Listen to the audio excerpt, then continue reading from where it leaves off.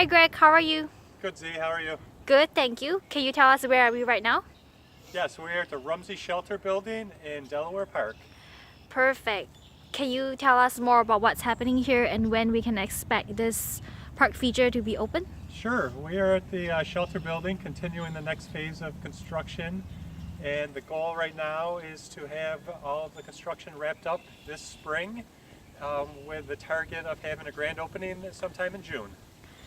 What are some of the features that you're most excited about?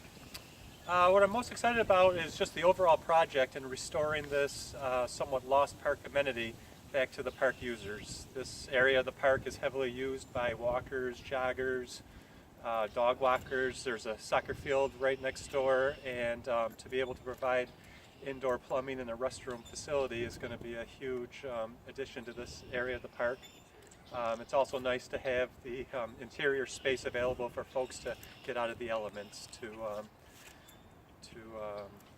out of the elements if it's raining or cold or windy.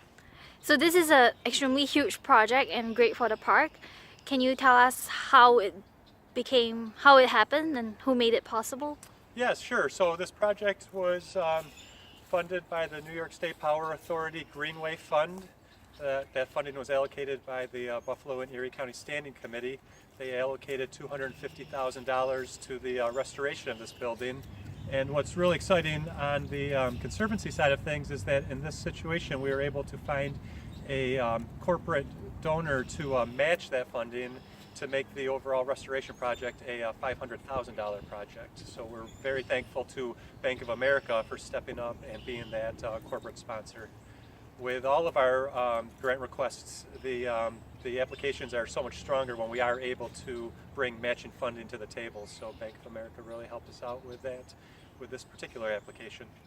Awesome, thank you so much. You're welcome.